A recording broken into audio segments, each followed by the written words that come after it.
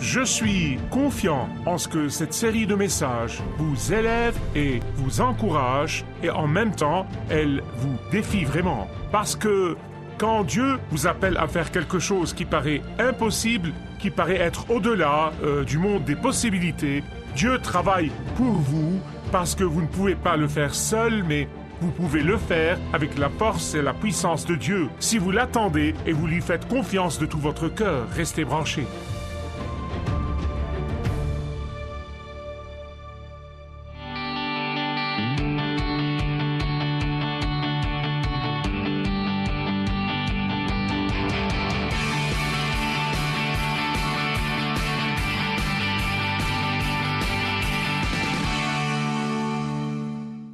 Je pense que dans de rares cas, vous trouverez qu'une histoire peut prendre une tournure différente. Et aujourd'hui, comme je conclus cette série de messages, où Dieu a dit à Abraham de commencer à compter des étoiles quand il ne pouvait en fait en voir aucune, nous allons voir ici, dans ce dernier message, combien les événements ont pris une tournure imprévisible. Naturellement, du point de vue humain, c'est le message le plus dur de toute la série. Abraham, à partir du moment où nous avons vu le premier message où Dieu lui a dit à Ur des Chaldéens de partir et jusqu'à ce point de sa vie, après 50 ans ou plus. En réalité, ce qu'Abraham est en train de traverser, c'est ce que chacun de nous traverse, c'est l'école de la foi. La foi est comme un muscle qui ne se développe pas alors que vous vous asseyez à manger des chips et à regarder la télévision. La foi est comme un muscle, elle se développe par l'exercice. Et cet exercice de l'école de foi où Abraham est entré dans l'Ur des Chaldéens, et maintenant nous le voyons aller de la maternelle au programme de doctorat dans l'école de la foi. Nous l'avons vu être diplômé de la maternelle quand il a été sauvé de l'Égypte après avoir menti au Pharaon. Puis il a été diplômé de l'école élémentaire quand il a donné la dîme de tout ce qu'il avait à Melchisédek. Et puis nous l'avons vu sortir de l'école secondaire quand il s'est rendu compte qu'Ismaël n'est pas le fils promis, après qu'il ait crié à Dieu et dit qu'Ismaël soit le fils promis, et Dieu a dit non. Puis il a été diplômé du collège de la foi quand il a fait confiance au Seigneur pour lui donner, à lui et Sarah, dans leur âge avancé, un fils, et ils l'ont appelé le Rire. Et ici, aujourd'hui, vous le verrez passer son programme de doctorat dans la foi. La raison pour laquelle je l'appelle programme de doctorat est que c'est le degré le plus élevé à obtenir. Dans un programme de doctorat, vous faites 5 examens après 3 ou 4 années de cours. Vous faites 5 examens qui durent 5 heures chacun, qu'ils appellent compréhensifs. Et croyez-moi, ils sont appelés compréhensifs pour une raison. Et puis, vous écrivez une dissertation qui doit être une œuvre originale. Ce n'est pas quelque chose que vous régurgitez de sources secondaires. C'est très rigoureux. C'est difficile simplement parce que c'est ce que c'est. Et c'est qu'Abraham accomplit aujourd'hui son programme de doctorat. Je veux que vous tourniez avec moi, si vous ne l'avez pas déjà, à Genèse 22. Regardez le verset 2 avec moi. Parce que dans la Genèse 22, Abraham passe par ce que nul de nous, aucun d'entre nous, ne peut jamais comprendre ou saisir, pas de ce côté du ciel. À ce moment, la voix de Dieu, qu'Abraham est habitué à entendre, maintenant cette fois, la voix de Dieu brise sa paix et son existence pacifique. Le commandement de Dieu vient comme un couteau tranchant, perçant dans son cœur même. Cette fois, la voix de Dieu et la demande de Dieu ne peuvent qu'être décrites comme étant dévastatrices. Cet appel présente à Abraham l'un des plus grands tests, si ce n'est le plus grand test que Dieu pourrait jamais faire que son ami traverse. Verset 2. Abraham, me voici. Prends ton fils Isaac. Vous remarquez qu'il l'a mentionné par son nom, parce que Abraham aurait pu dire Eliezer est adopté. Pourquoi pas Ismaël? Il a dit non, Isaac, par son nom. Pour souligner ce point, il a dit que tu aimes. Son affection totale est maintenant placée sur Isaac. Et va vers la région de Moria, sacrifie-le là comme une offrande brûlée. Dire que ces mots paraissent être des mots extrêmement cruels serait un euphémisme. Mais Seigneur, attends une minute. Sais-tu ce que tu dis? C'est le fils de la promesse. Seigneur, je peux t'offrir 1000 têtes de bélier. Seigneur, j'ai 1000 têtes de bétail, je peux les offrir comme sacrifice. Seigneur, je peux t'offrir Eliezer, mon adopté. Seigneur, je peux même t'offrir Ismaël. Mais pas Isaac, s'il te plaît, Seigneur, pas Isaac. Seigneur, prends-moi. J'ai vécu assez longtemps, j'irai sur l'autel. Je m'offrirai moi-même comme un sacrifice, au lieu d'Isaac. Seigneur, souviens-toi de l'œuvre miraculeuse que tu as faite. Tout cela sera pour rien. Seigneur, tu as promis de tenir ta parole et tu as tenu ta parole avec moi pendant plus de 25 ans. Seigneur, ta réputation sera entachée dans ce pays. Seigneur, mon témoignage sera terni. Vous savez ce qui est étonnant? Abraham n'a jamais rien dit de tout cela. C'est probablement ce que j'aurais fait. Pas Abraham, il n'a rien dit de tout cela. L'un des dons de Dieu ou des bénédictions de Dieu dans votre vie ont-ils pris la place de Dieu? Et répondez à cela seulement à vous-même. Mais ne manquez pas le problème principal ici. Ce n'est pas vraiment que Abraham a placé tout son amour dans Isaac, aussi important que cela soit. Et la Bible indique clairement que c'était un test. Ce qui est important, c'est que la bénédiction de Dieu pour le salut futur viendra par Isaac. Ne manquez pas cela, c'est l'image complète ici. Pour la première fois, Abraham est maintenant confronté à un conflit. Je veux dire que c'est un énorme conflit, c'est un conflit entre les promesses de Dieu et le commandement de Dieu. Comment résoudra-t-il ce conflit dans son esprit? Comment résoudra-t-il ce conflit dans sa vie? Il devra le résoudre de deux façons différentes. Dieu est-il un menteur? Dieu est-il un Dieu erratique? Dieu ne connaît-il pas ses propres pensées? Mais ce n'est pas le Dieu qu'il a appris à connaître. Ce n'est pas le Dieu qu'il a appris à aimer. Ce n'est pas le Dieu gracieux qu'il a rencontré encore et encore et encore. Ce n'est pas El Shaddai, celui dont il savait qu'il gardera toujours sa parole et ne retournera jamais sur ses promesses. Ce n'est pas un Dieu indigne de confiance, c'est un Dieu digne de confiance en qui il a fait confiance. Et ainsi Abraham a confiance en Dieu même quand ça paraît être une impossibilité et la difficulté la plus cruciale de sa vie. Que se passe-t-il dans l'esprit d'Abraham, d'après vous? Eh bien, en fait, Genèse 22 ne nous le dit pas. Elle ne nous dit pas ce qui se passe dans sa pensée. Il y a quelques indices là, mais elle ne nous le dit pas. Bien-aimés, écoutez-moi bien. La Bible nous révèle 2000 ans plus tard ce qui se passait dans l'esprit d'Abraham. C'est écrit dans Hébreux 11, 17. Par la foi, Abraham, quand il a été testé, a offert Isaac en sacrifice.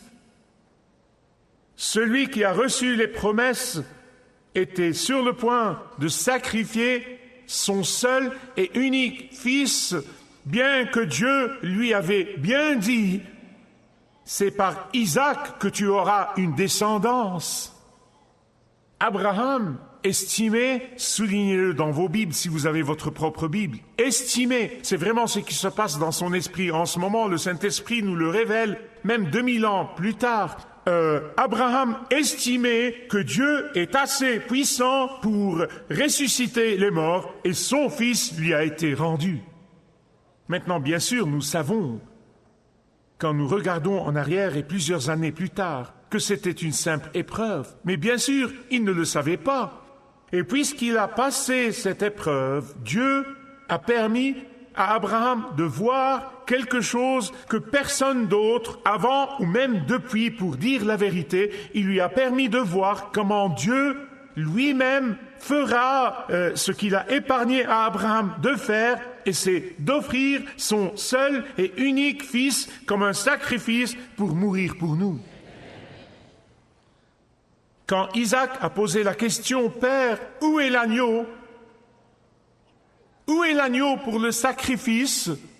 C'est une question qui ne sera répondue que par le Seigneur Jésus-Christ sur la croix du Calvaire.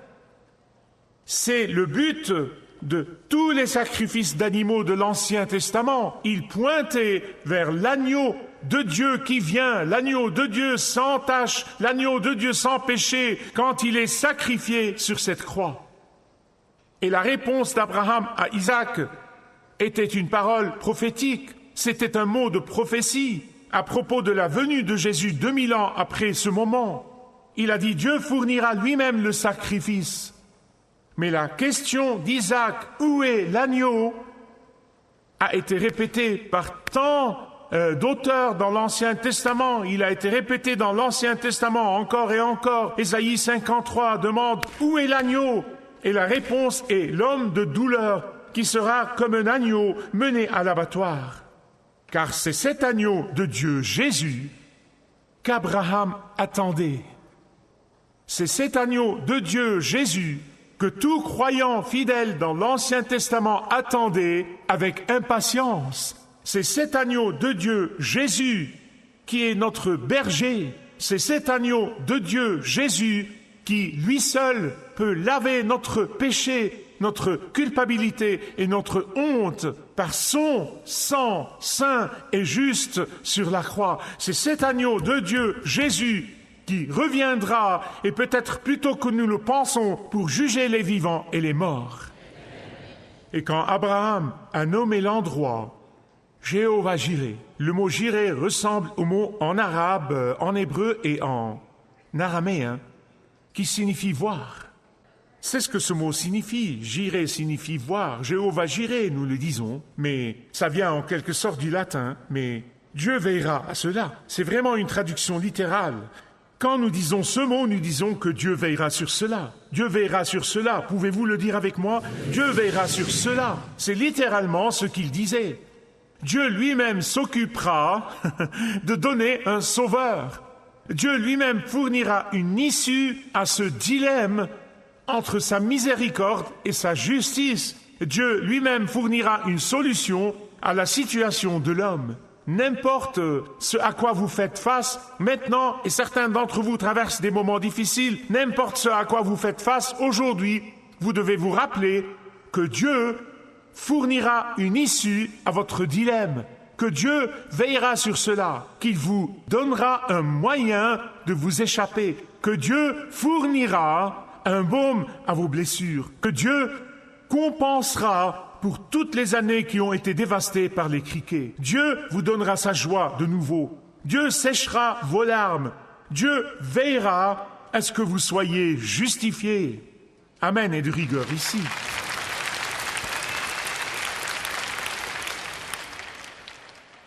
Comment pourriez-vous décrire l'amour de Dieu? C'est une impossibilité. Mais il y a autre chose à propos de cette foi indomptable d'Abraham que je ne veux pas que vous manquiez. Je ne veux pas que vous le manquiez. C'est dans le verset 5. Si vous lisez le passage plusieurs fois et vous l'avez manqué, revenez en arrière, soulignez-le, surtout un mot. Je tiens à vous le montrer. Un mot dans ce verset. Voici ce qu'Abraham a dit aux serviteurs. Ils ont traversé un long chemin, Beersheba et à Gaza. Gaza est au sud, et ils ont fait un voyage de 3 jours pour arriver à Jérusalem. Et quand ils arrivent au bas du mont Moria à Jérusalem, où vous regardez et vous voyez l'église du Saint-Sépulcre, qui est l'un des endroits les plus élevés de Jérusalem, il va au pied de la montagne et il dit aux serviteurs, Il dit, restez ici avec l'âne, et le garçon et moi irons jusque là-bas pour adorer Dieu. Puis, nous, pouvez-vous dire cela avec moi, reviendrons vers vous. Il n'a pas dit, je vais aller là-bas offrir Isaac et revenir. Non, non, non. Il a dit, nous allons monter et nous allons revenir tous les deux. C'est une telle confiance que Dieu élèvera Isaac d'entre les morts. Peu importe ce qui se passe, il n'avait aucun doute dans son esprit. Maintenant, il a obtenu le diplôme de doctorat. N'oubliez pas Isaac. La plupart des historiens placent l'âge d'Isaac à ce point parce que nous ne le connaissons pas. Il dit après ces choses, donc nous ne savons pas. Mais c'est une conjecture calculée. Il avait entre 15 et 30 ans. Il était donc un homme fort, un jeune homme fort. Il aurait pu s'enfuir. Vous savez, son père a plus de 100 ans, il aurait pu le dominer. Il aurait pu dire, tu veux que je fasse quoi? Il aurait pu dire, ravi de t'avoir connu, papa. Au revoir. J'ai apprécié le voyage de 3 jours avec toi, papa. Mais c'est là que je te laisse.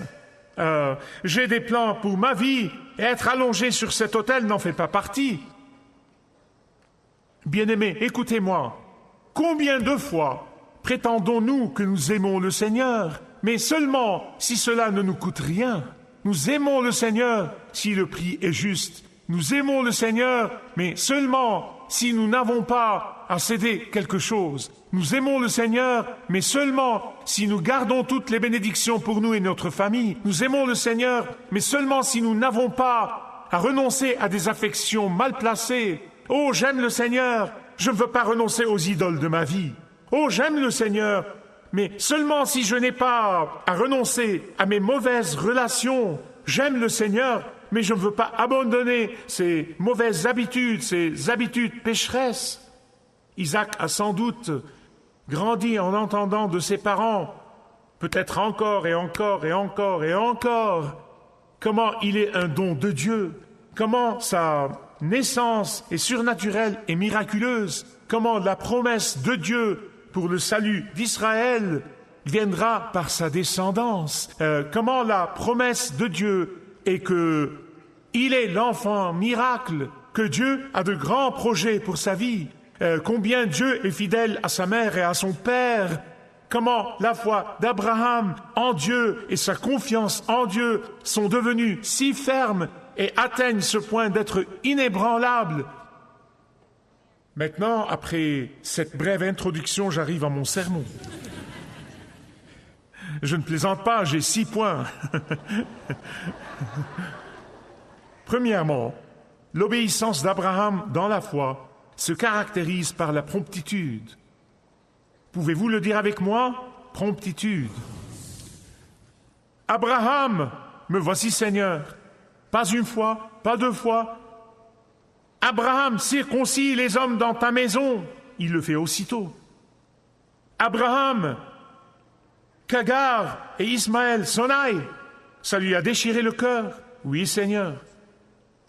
Puis vient la plus grande épreuve d'obéissance de toutes, de tous les temps. Abraham, prends Isaac que tu aimes beaucoup, et offre-le-moi. Me voici. L'obéissance prompte. Deuxièmement, l'obéissance d'Abraham par la foi se caractérise par sa durabilité. Elle était rapide, mais elle était aussi soutenue. Son obéissance a duré pendant une longue période de temps.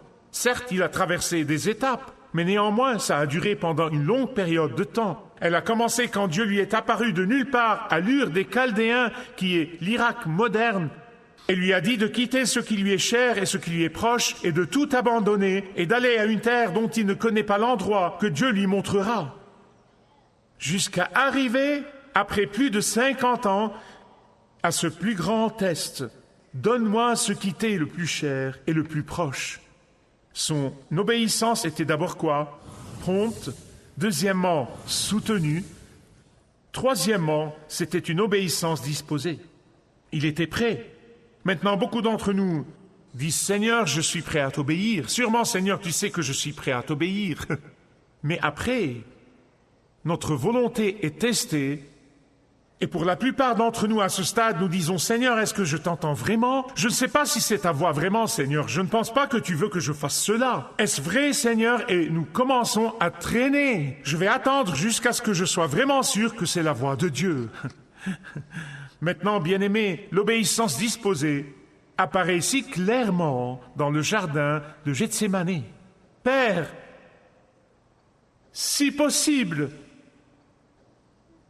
éloigne cette coupe de moi, non pas ma volonté, mais la tienne. » Hébreux 10:7 nous parle de l'obéissance volontaire de Jésus de cette façon. Voici ce que Jésus a dit. « Me voici, il est écrit à propos de moi dans l'Écriture, je suis venu faire ta volonté, ô Dieu. » C'était une obéissance prompte, c'était une obéissance soutenue, c'était une obéissance disposée. Quatrièmement, c'était une obéissance résolue. Qu'est-ce que je veux dire par là?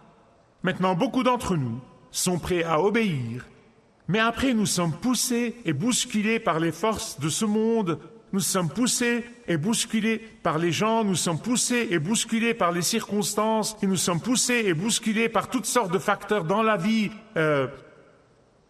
pour nous aider soit à ne pas obéir, soit tomber, comme je le fais parfois dans ce que j'appelle l'obéissance partielle. L'obéissance résolue est ce qui est dit de Daniel. Daniel résolu dans son cœur. Il n'y a pas d'équivoque, il n'y a pas d'hésitation, il résolut dans son cœur.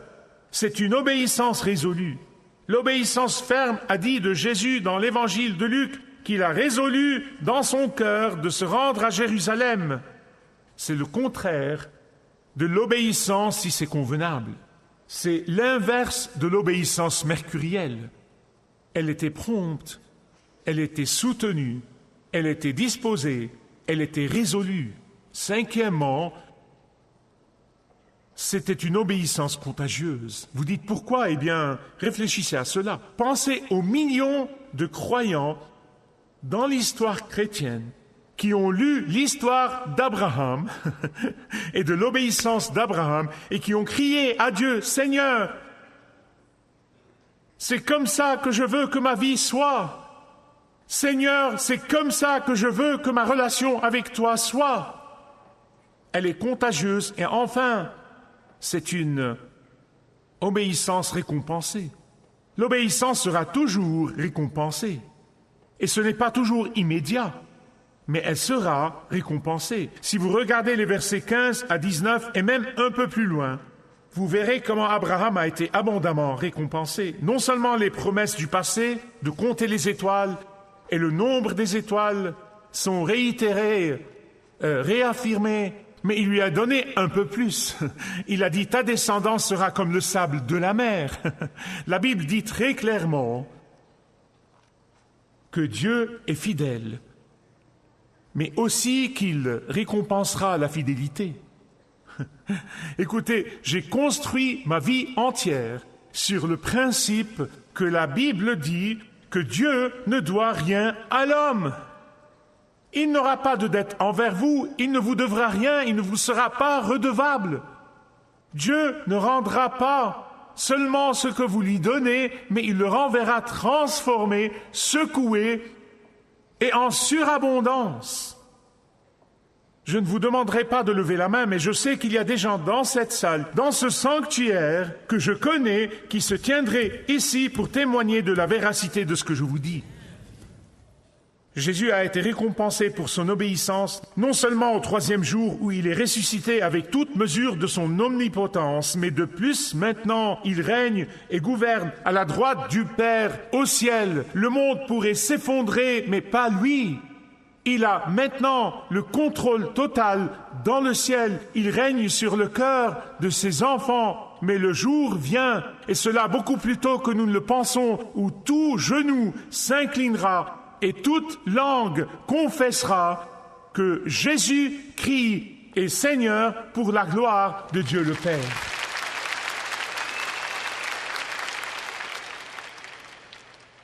Vous et moi ne sommes pas seulement bénis pour notre obéissance, ici et maintenant, mais un jour, nous allons l'entendre des lèvres de Jésus.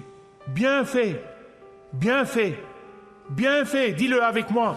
Bien fait, bon et fidèle serviteur. Viens et entre dans la joie de ton Père. Ne perdez jamais ceci de vue. Ne perdez jamais ceci de vue. Chaque fois que vous perdez ceci de vue, vous vous trouverez dans de beaux draps, vous tomberez dans les ennuis. Ne le perdez pas de vue. Ne le perdez pas de vue.